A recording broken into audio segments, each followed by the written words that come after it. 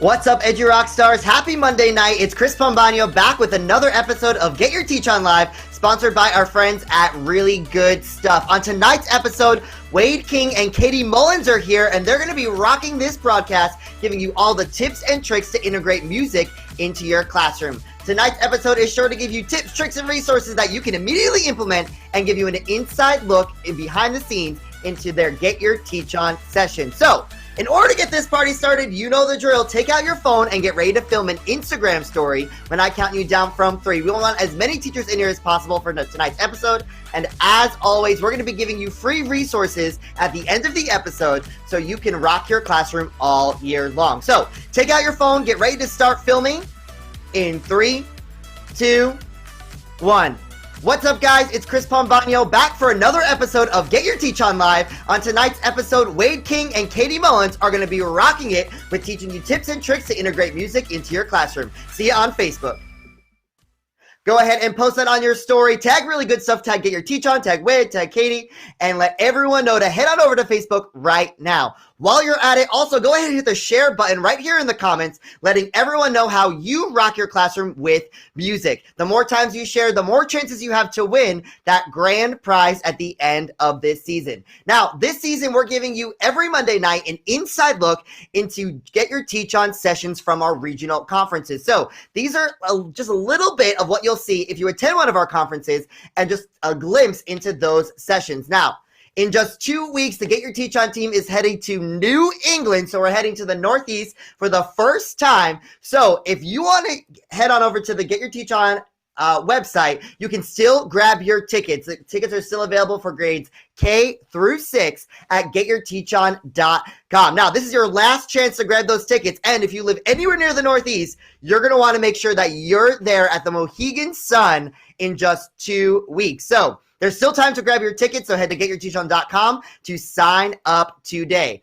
Also, today is the last day to order your official t-shirt if you're attending Get Your Teach On New England. So if you're one of the attendees coming to New England in just a few weeks with Katie, Wade, and the Get Your Teach On team, make sure you visit preorder.getyourteachon.com to order your grade level t-shirt. Now, all the t-shirts on there are sorted by grade level to kind of amp up the theme of your room. You can get 1, you can get 2. These are for pickup only in New England, so they're not going to be shipped out. But if you're attending New England, you're going to want to make sure you grab your shirt. So go to preorder.getyourteachon.com by tonight to pre-order that t-shirt. Registrations will be open for the conference until they sell out. So we got a lot of seats, so you can be there. We amped up the seats for this conference, and we want to accommodate as many Edgy Rockstars as possible. So if you want to be there, make sure you go to getyourteachon.com.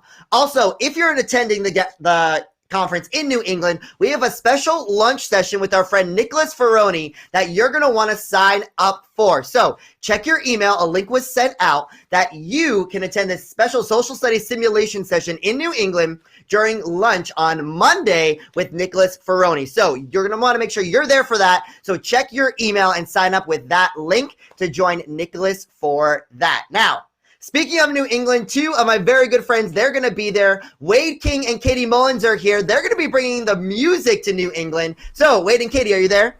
We are here, or I'm here. Hey, Katie. Here. Hi.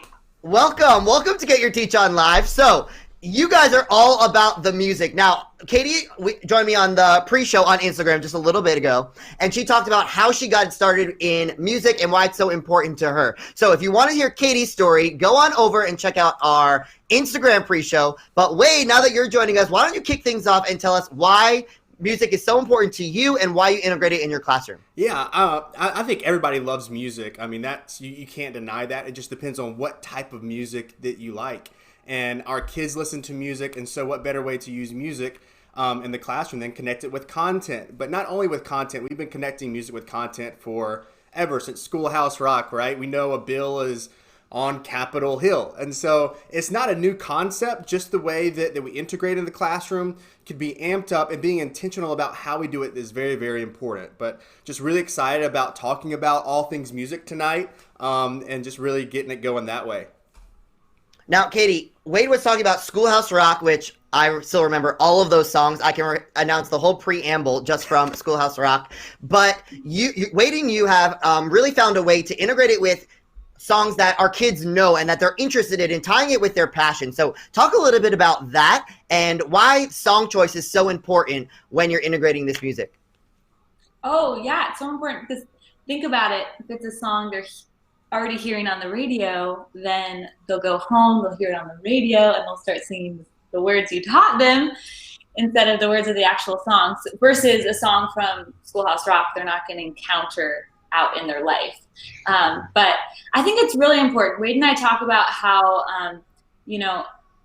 it's great to find what's relevant to your kids in a song that they're going to hear on the radio. It also can be fun to share a song that you love and bring in some of the flavor. Everyone knows I love Taylor Swift, so sprinkle it in sometimes when I can. So I should just do straight Britney Spears songs, you're saying? Is that your suggestion for me? Maybe, Katie Mullins said so I'm going to do it. I'm going to do it. No, just kidding. So I'm going to turn things over to you guys in just a little bit. But before you start, Wade, Katie and I talked about that maybe music isn't for everyone. It's obviously a passion of both of you. You grew up playing music. Katie grew up singing. You grew up playing guitar. And how is this applicable to anyone, no matter if they're musically inclined or not? Maybe they can't hold a pitch to save their life, or maybe they just sing in the shower. But how can this session benefit just the average person who maybe is scared to try to integrate music in their classroom?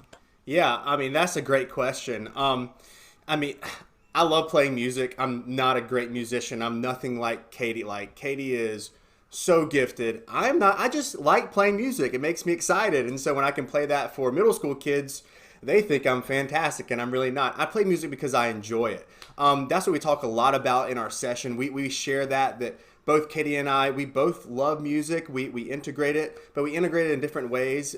Some ways are similar, some ways are different.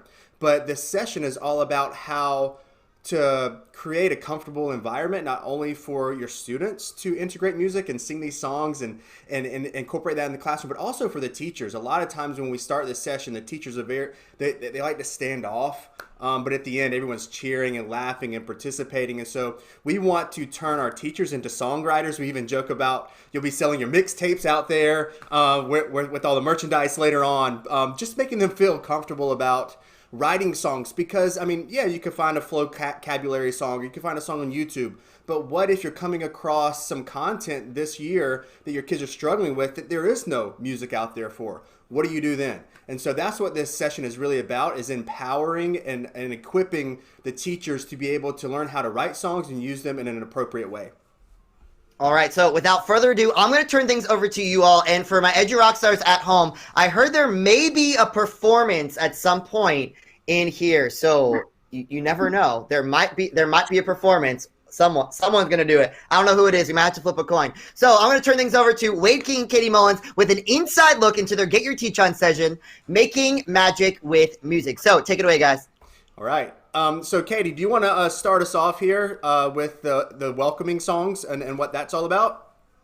Yes. So we kind of dive deep into our session about the ways that we bring music into the classroom. And so we sort of have these three categories to organize the way we bring music into our room. The first category is welcome songs. So these are for the sole purpose of building community, getting kids excited to start the day. They can be great to sort of set the expectations that you want for your room, and just get people pumped up, get the energy up. Yeah, and just to make it exciting and they're relevant for the students, it doesn't take a lot of time. They come in there and it's something that's just super consistent. The second type, and again, going back to what Katie said in her point, we are very intentional about how we use music. We want teachers to go back from our session and be like, okay, these are the three ways we can incorporate music. We got to be consistent with this every single time, because if they're all fitting in one category, we're not using music effectively. So the second example are transition songs. These can be cheers and chants. They're quick, short, and to the point. These are also relevant to the students. They alleviate all the dead air. Never, ever in your classroom should you say, hang on 1 second. You know, if you do that, you're going to have either someone's cutting someone's hair, you're going to be goofing off. Anytime that the computer's not working or you have to pause for a second, this is a great way to incorporate a quick transitional song, and we're going to teach you guys how to do that in our session, and we'll talk to you guys about that later on as well. Yes, and the third category is the one we were already talking about, content songs. So we use these especially when we have something super challenging content-wise that the kids are trying to learn, and we want a song to help them master it. Or like I had a song about metric measurement because the kids needed to know the order of, the prefixes in order to apply it. So it's helpful to have a song where they can just help them remember so they can apply it. So we save it for our most challenging content, and we kind of dive in on some ways you can do that yourself. Yeah, so let's go back to an example of a transitional song real quick. Just to give you a little taste, I guess, or a little bit of an understanding of what that is. You may have heard about All I Do Is Win. We play that a lot whenever we go to Get Your Teach On conferences. But we just change up the words just to add just a little bit of consistency in the classroom. And so again, transitional songs are to alleviate all that dead air. And so instead of saying all I do is win, we say all I do is learn no matter what. I've got whatever the subject content area is on my mind. I can never get enough. And every time I step up in the classroom, everybody's hands go up. And they stay, and so you get the feel of it. It's quick, short, and to the point. You're not changing a lot about what's going on with the song. It's still super consistent, but the kids know the song. So number one, it's going to be easy to teach. But number two, it doesn't take a lot of time. And again, you never want to have that dead air in the classroom. If you're teaching whole group, you want to keep that energy going. It's a great way to do that. Going to the next category, you can stay there, Chase, on that slide, with the songwriting tips. This is kind of what Katie was talking about just a second ago with content and how important these songwriting tips are with content. And going back to my point earlier, vocabulary may not have the song that you need. You may not be able to find it on YouTube. So what do you do then? You have to equip yourself to be able to write songs. And so these are a few tips that we have for you guys.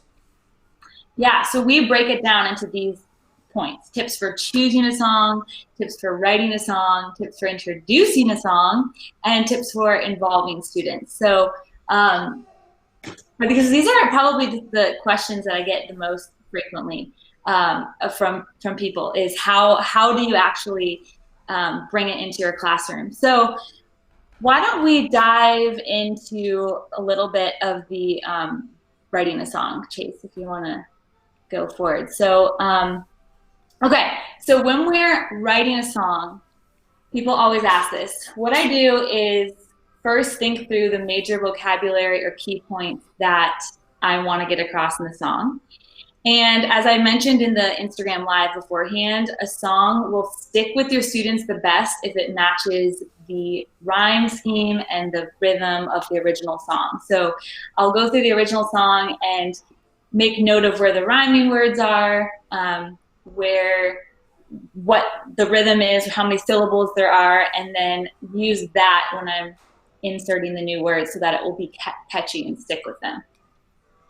Yeah, and that's really important because a content-based song needs to be chock full of content. So you're either teaching that vocabulary, or you're going in, you're diving in, and you're teaching a process, or you're teaching rules or something like that. So exactly what Katie said. The second thing that I do is, and this makes it super easy for me, is I print out the real lyrics, the first line, and I literally count the syllables in each line. And then I number it right beside it. So 14 syllables in that first line, 13 in this one, 14 in this one, 13, 12, so on and so forth.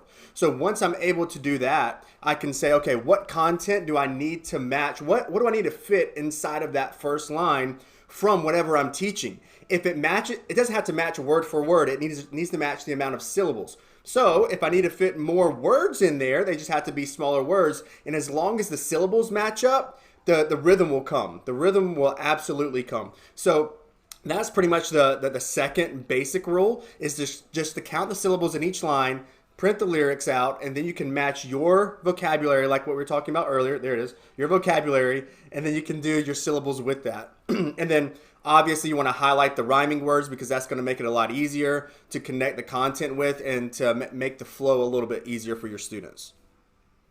Absolutely.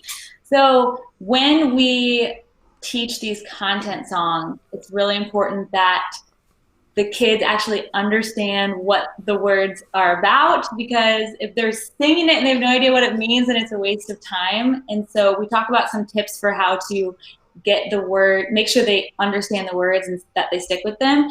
So one thing we do in my class is we have a learning and song folder, and anytime we learn a new song, we'll add the lyrics into the folder. And I have my students break it down, highlight the keywords. We'll put an example off to the side. I'll also sometimes give an exit flip that has to do with the song lyrics, like explain what this, I'll put a lyric from the song and they have to explain what it means, so that they're really tying the meaning of the song to when they're singing it, so that they can actually use the song that they've now learned. Awesome. And we also go into a tip of using some movements too in our session. Yeah, I mean, golly, it's so hard not to talk about everything that we do in our session, but I'm telling you, it's so much fun. It's very interactive, and we have you guys getting up, and again, like I said at the start of this, is and Katie, you could probably attest to this. It's not awkward at the beginning when we start, but people are very hesitant to kind of jump in. But we definitely work with you guys. You guys are our students in this session, and making sure that you guys feel comfortable with what we're asking you to do is really, really important. But yes, obviously highlighting, we have some tricks and tools that we're going to show you in our session if you come to one of our conferences. But yeah, so the last thing, if you could go to the next one, Chase, for me real quick. All right. So this is an example of a welcome song. So with the internet, there would be a delay if I played the guitar, and then Katie would be off. It'd be all my fault, because it's always the music. It's never the star's fault. It's always the musician's fault. But it wouldn't have sounded right if we were doing it that way. But this is an example of a welcome song that we do in my classroom. The kids love it because it's Panic at the Disco. They're very familiar with it. Anytime you do a welcome song, you guys, or a transitional song, it needs to be something that's relevant to your students. If your kids are excited about PJ Masks, learn the song to PJ Masks and incorporate it inside the classroom. I mean, it's all about relationships and making connections. So my students last year, they love this song. So we use it all the time. We use it now. And so Katie, you want to take it away from here, because y'all don't want me to hear me sing. Promise you that. Promise. Okay, hopefully you can hear the music. Let's see. Gotta get my first note. Oh, okay. There you go. Oh.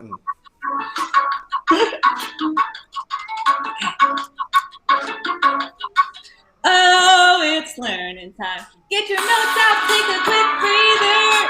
Got a lot of topics to cover. Oh, it's learning time. Grab a classmate, give them a high five. We're about to take an education ride. Oh, it's learning time. There it is. Good job. Round of applause around America. They hear you now. They hear you now. But I do want to give credit to my kids last year. They helped me come up with this song. And that's something else that we do as well. So the first thing is in our session is to empower the teachers with feeling comfortable with writing songs. And then once you do that, then it's empowering your students on allowing them to create the songs and how to guide them with writing songs. But also being intentional about those three categories. So Chase, if you could go back to the first slide for me real quick. I feel like I'm in the classroom and I'm teaching all these different things. Sorry, second slide. My bad. All right. So remember these three categories. We all use songs in the classroom. I think most of the time when we think of songs, we think of category number 3 or category number 1.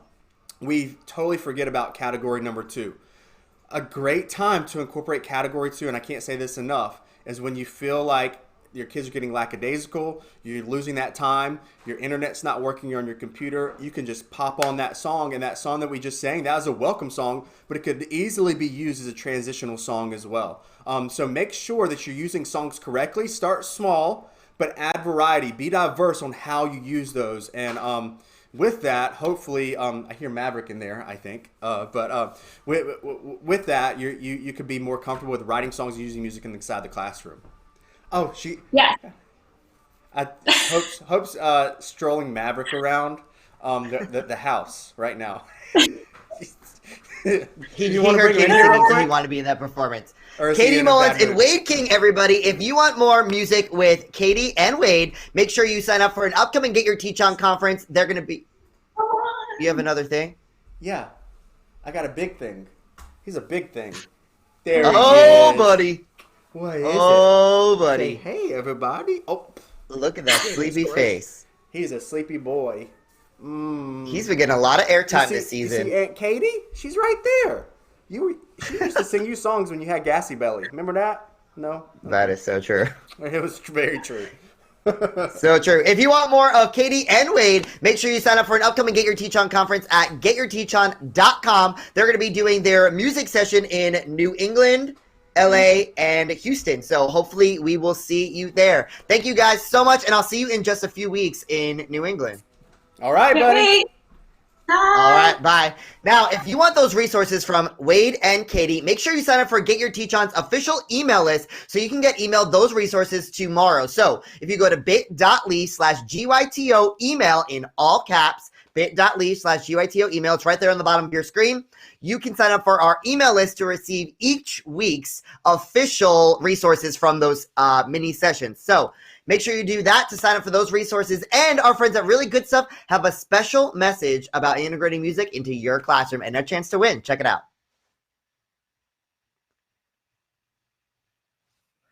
Hi, Chris, Wade, and Katie. It's Angela, and we at Really Good Stuff love music just as much as you do, and we know it's important in the classroom. So what we want to do today is give away 2 of these Juke 24s. All I need you to do is in the comments below, tell me how you would use this in your classroom. Let me show you a couple features. Comes with a microphone. I know you 3 don't necessarily need a microphone, but there's teachers out there that could benefit from this, and students for when they're giving presentations. This would be fun. It's always better when you have something in your hand and you're presenting. So let me tell you some of the features. This is Bluetooth. It takes CDs back here. It's very simple for the students to use. There's all these little buttons right here.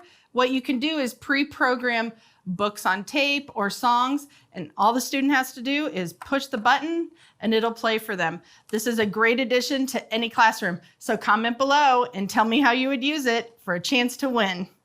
Back to you guys.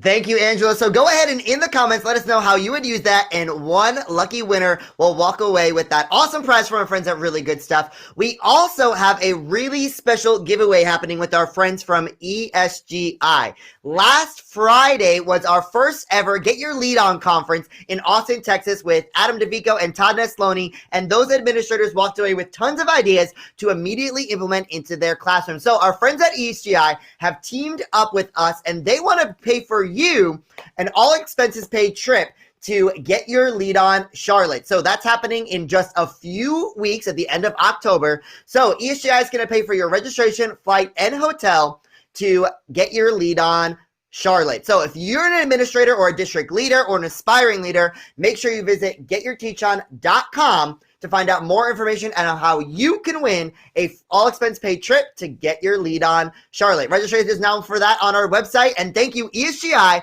for hooking up a lucky administrator with that prize. So we want to see you at an upcoming Get Your Teach On conference. Registration is now open at getyourteachon.com for New England, LA, Houston, and our national conference next summer in Orlando, Florida. Last week we announced that our keynote speaker in Orlando is going to be Steve Spangler from Steve Spangler Science, and we're so excited to bring him and his crazy science experience to Orlando. If you want to see us at an upcoming conference, go to getyourteachon.com to check out the full conference guide, which has aligned standards, session descriptions, presenter bios, and so much more. We hope to see you next Monday night at 8 o'clock Eastern Standard Time for another episode of Get Your Teach On Live and an inside look at another Get Your Teach On session. See y'all next week.